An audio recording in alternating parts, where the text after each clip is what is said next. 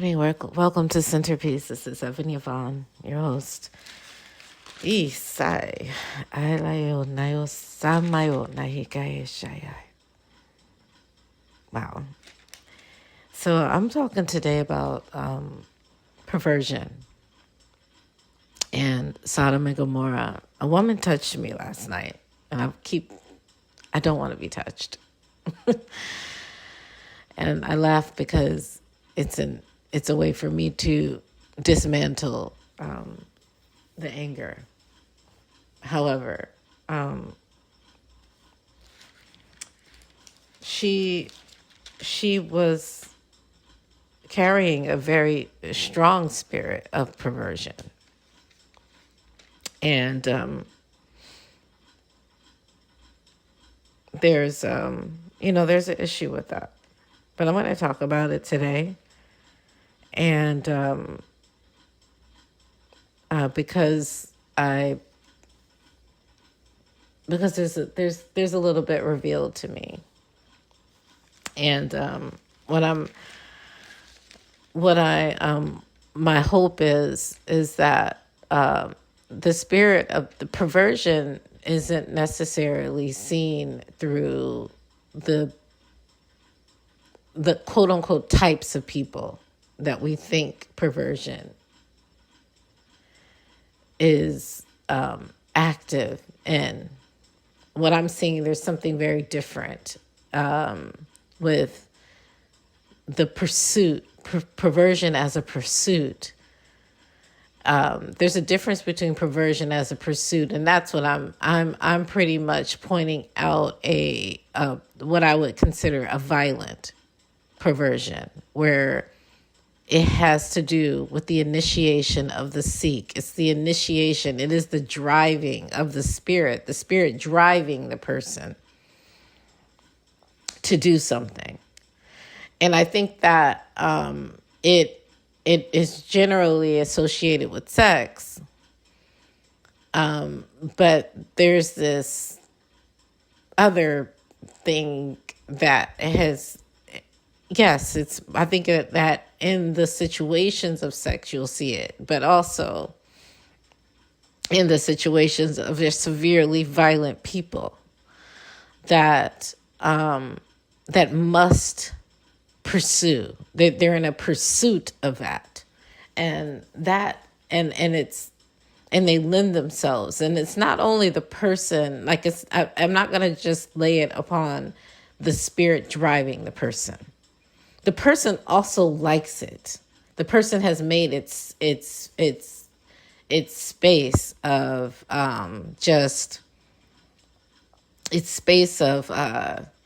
of acceptance and agreement with how they initiate or what they're willing to do. The violation of space, the violation of just this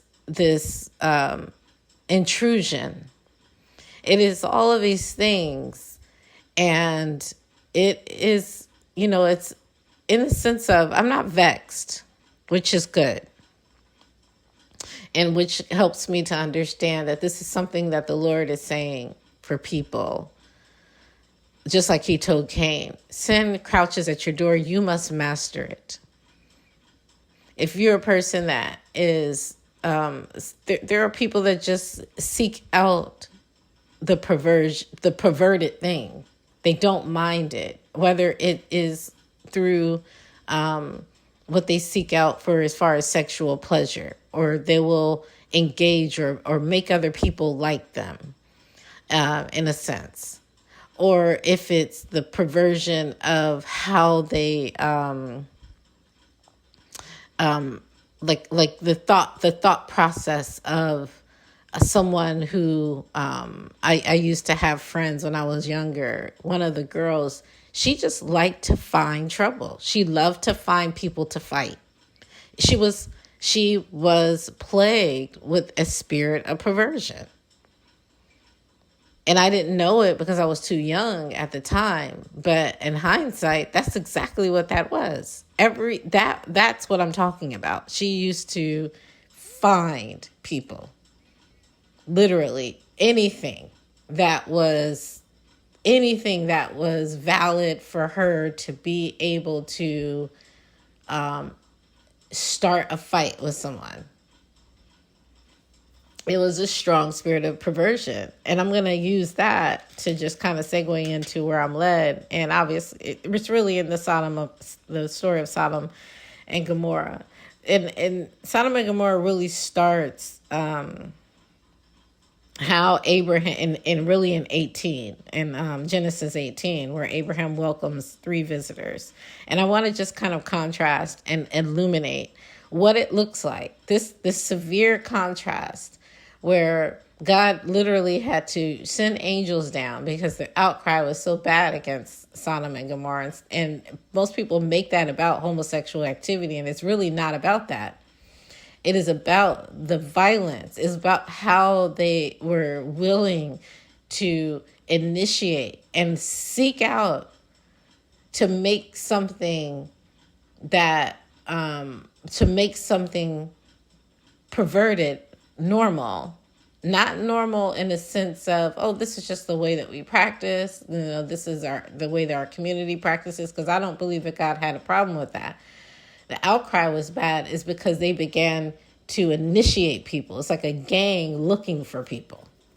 And there's a huge difference in what we just don't want to accept as a society, or what we look down upon as a society, and what God has to see as far as all that's in your heart is evil and wicked. And now you're trying to make people approve of you by forcing them to do this. So there are very different attitudes that I see within how we welcome people. So it all starts in 18 for me, because Abraham welcomes 3 visitors. Now, I'm not going to read the whole thing, but I am going to just illuminate the differences of the welcomes and the initiations and the seeking outs. The Lord appeared to Abraham near the great tree of Mamre while he was sitting at the entrance to his tent in the heat of the day. Abraham looked up and saw 3 men standing nearby. When he saw them, he hurried to the entrance of the tent to meet them and bowed low to the ground. First thing, he comes, he reverences, he submits himself and bows low. Now, these are people that show up like men, but obviously Abraham was not sure if people are people or if they sometimes are coming down as angels. In this case, they came down as angels. He wasn't aware that they were angels. They looked like men to him. But he received them in a way that let them know, hey, I'm for you. I am a friend. I am someone. This is a safe place. Obviously, there's all kinds of activity going on in these lands in this time because of the fact that there are angels, there are giants, there are other things that we don't have in our society right now. So, but a lot of things, but there was constant danger. So living in the world now and acting as if like danger just started. No, violence and danger were so heightened back in these times that they're literally sitting. That was the job. Your job was, if you had a family, you're the military commander. Like your family's a military because of people wilding out. And not only them wilding it out, not only staying it contained in their own areas, but they're spreading out into other areas like Sodom and Gomorrah. So those angels come. Now I get over to, so basically they have a conversation. They start telling Abraham about, the son that he's going to have. And then they go into this conversation. The outcry against Sodom and Gomorrah is so great that their sin so grievous that that I will go down and see if what they have done is as bad as the outcry that has reached me. If not, I will know. And Abraham begins to have a negotiation conversation with the Lord. So that was the Lord that says that. Now, fast forward, the angels get to Lot. The Lord stays behind with Abram. He's having this negotiation with him. In the meantime, he's already sent the angels. Like, go ahead and go down. I'll talk to Abram, because obviously Abraham knows that his nephew is there.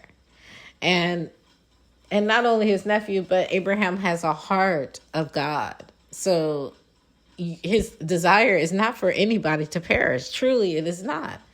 He's like, listen, like, let's find a way that this, maybe it's not. But even God himself was like, well, maybe the outcry isn't as bad as what these people are saying. If not, I'm going to know. He sends the angels to find out if the outcry is as bad as what he's been hearing about this place. This is just an amazing story. So the two angels arrived at Sodom. This is now 19 in the evening, and Lot was sitting in the gateway of the city.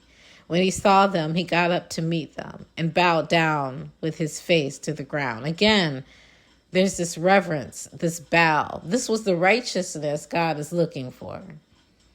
This humility, this meekness, this quietness, this just being alert and being aware, being vigilant.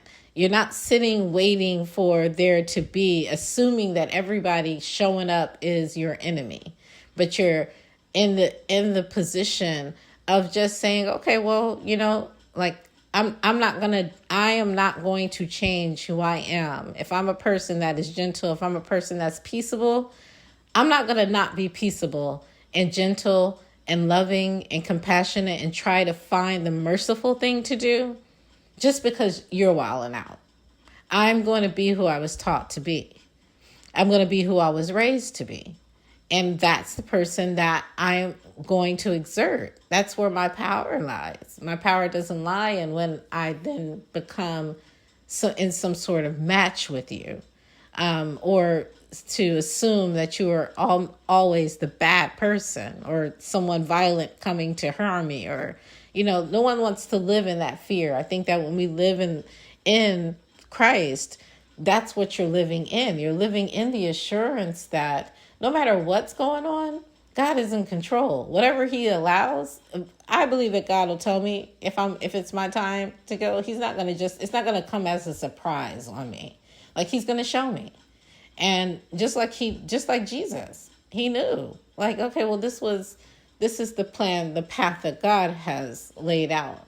Even if it's not understood, Stephen knew it. When he was being stoned, he saw heaven open up and said, hey, I see the Son of Man. Father, forgive them for what they're doing. They don't know what they're doing. They don't see it.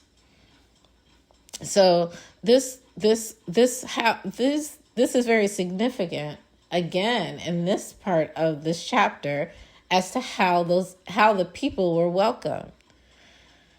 He bows down. He welcomes. My lords, he says, please turn aside to your servant's house. You can wash your feet and spend the night and then go on your way early in the morning. Now, I didn't read this in 18, but Abraham had the same sentiment. He had taught Lot how to receive visitors and welcome and be a leader in this sense. He welcomes them in and he wants to serve them. No, they answered. We will spend the night in the square, because they're there on business. They're not interested at all in hospitality.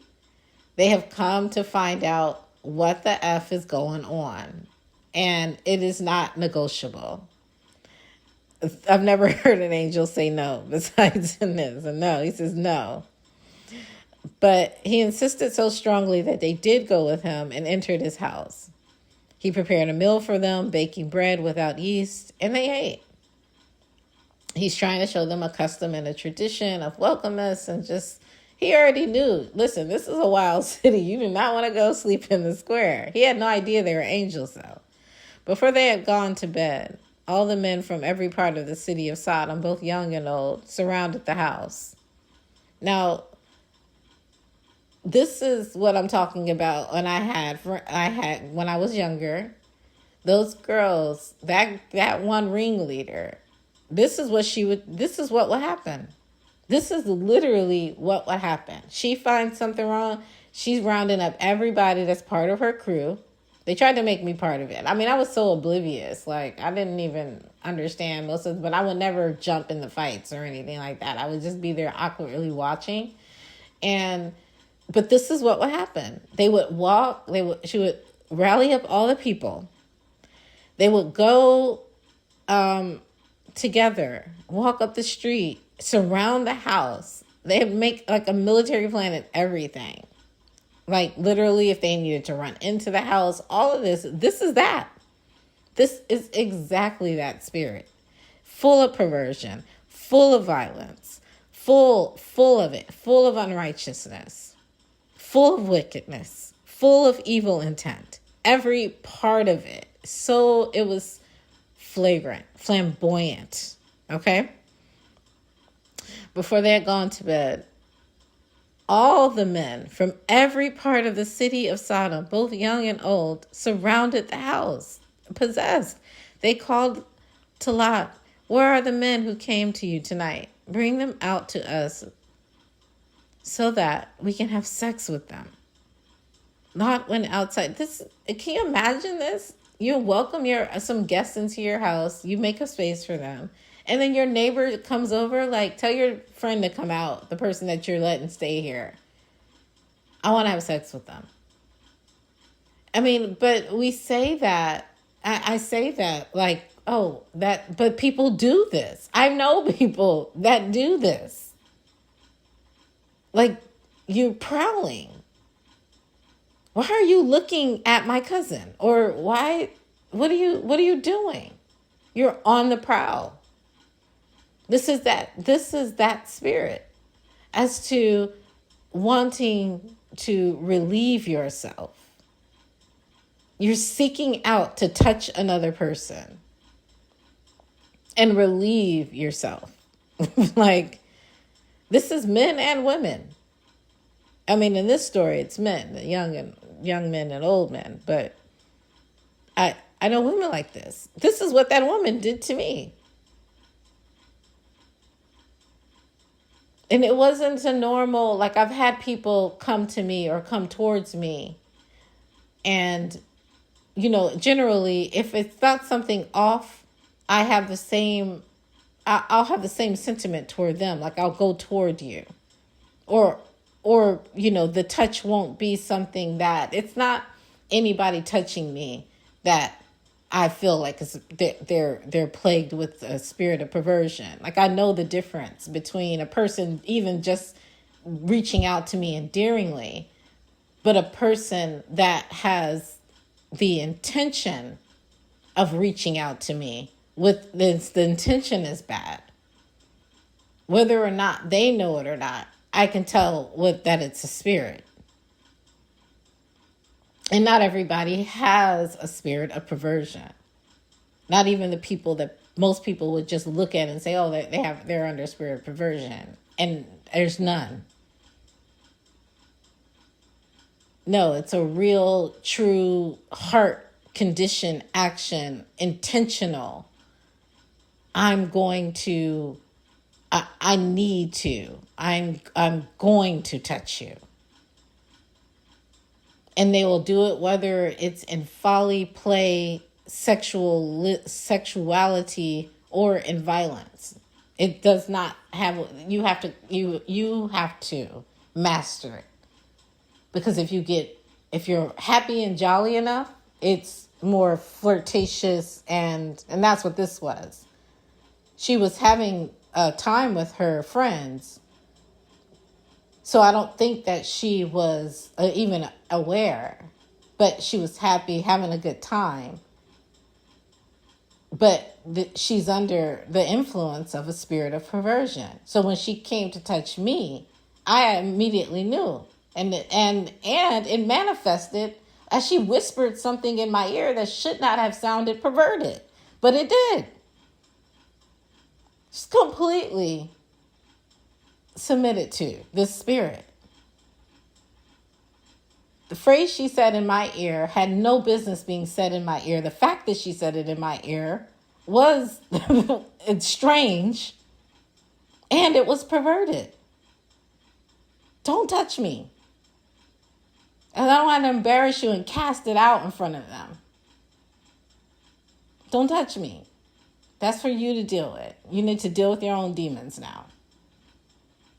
Because I don't even know how to cast at that point.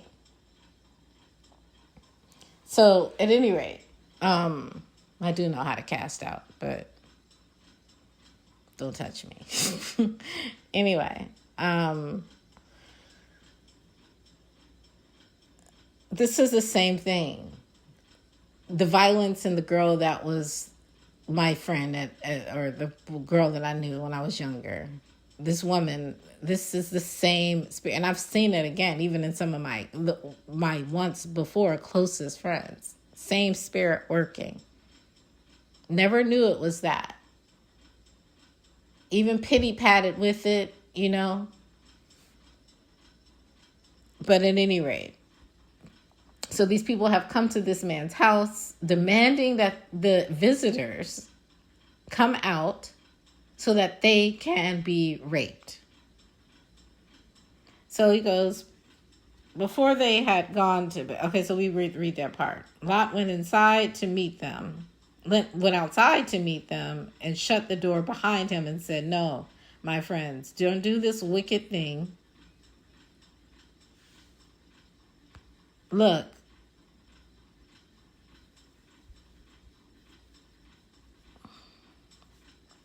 I have 2 daughters who have never slept with a man. Let me bring them out to you, and you can do what you like with them. But don't do anything to these men, for they have come under the protection of my roof. Get out of our way, they replied, and they said, this fellow came here as an alien, and now he wants to play the judge? We'll treat you worse than them. They kept bringing pressure on Lot and moved forward to break down the door. But the men inside reached out and pulled Lot back into the house and shut the door. Then they struck the men who were at the door of the house, young and old, with blindness so that they could not find the door. Absolutely bonkers. This insistence, this is an issue. This is an issue. Because it can be masked as ambition. It can be masked as so many things that make it acceptable, whether it's in male or female. There's so many ways that this manifests itself in our societies today. And the way that, and it's the seeking out of doing what is wrong, what is considered violations to other people. There's certain things that are seen as violation, but are really just misunderstood protections. And those are really hard to accept, and they're hard to explain. But the best scenarios for those to kind of be understood in is from parents and children. Because parents naturally, if you're still in the natural state of parenting, there are some parents that have abandoned the natural state of parenting, where there are mothers that aren't nurturers. And it's behind the reason why they're having children, which I feel like is so dangerous to get into the patterns and formulas of a society that make production of children. And it's hard to not, every society has this. When I got pregnant and had my children, my experiences were very pure. They were so pure. They were not at all, I can have more kids because even my first daughter, who was born out of wedlock, I had heightened affection and just joy and happiness, as I did when I had my kids when I was married. And they were pure for me. But when you have kids for reasons other than just love, in the sense of love and wanting, like just enjoying the process and the experience of being pregnant. And I'm talking as a woman, I can't speak for men. But when you despise any part of it, you open the door to it being a perverted experience of parenthood and motherhood. So you'll end up not being a nurturing mother. Even God was like, well, what kind of woman doesn't want to nurture and nurse her children, that would refuse to nurse her kids? And there are women that do that. I don't find there to be any benefit towards it. Saving time, okay, but cutting out certain parts of the process that are to be natural. People have the choice of that now. People have the choice of, okay, well, I'm going to give them a bottle. I cried that two of my kids didn't take my breast. It was heart-wrenching to me. It was the most, I was devastated. Not to the point where I'm sobbing all the time, but it was very hurtful because it's part of the natural process. I had alternatives because I could feed them bottles, but it wasn't what was my desire. It wasn't my desire. My desire was to breastfeed. Those two didn't want, or wouldn't latch correctly and didn't want to, really. But that was very heart-wrenching and heartbreaking to me. So there is a way to come out of, there is a perversion of everything that we do.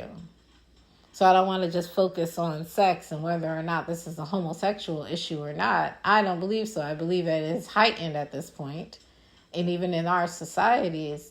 And this is a spirit that people need to guard against. I mean, these people were out having a good time last night. I don't know if they know that their friend has a severe spirit of perversion. Maybe they're all under it, and she was the boldest one. Don't know. Don't care. It has to be dealt with, and it has to be mastered by the individual, because this is a time of individual accountability. I don't care who you run with. I don't care who your community is. When God calls to account individuals to be coming into account and to be responsible for the things that they actually do and what you actually allow yourself to be under the influence of and what you approve of. Don't worry about everybody else. You need to worry about yourself. And you need to make sure that you master not violating in other people's spaces and just understanding, like, okay, I need to do, it's called self-examination in the Bible. I test my spirit and I test my intentions. I test my heart. Even David was like, Lord, search me, know my heart. If you find any wicked way in me, lead me in the way of everlasting. And that is the best scripture to use for this. Because it is the truth. It is something that God will help you to unravel from or help you find the tools, the words, the ways to master it. So that's it. That's all I have to say about about this. We have to master the sin that crouches at our own door. Period. Point blank. All right. Thank you for listening. I will talk to you soon. Bye.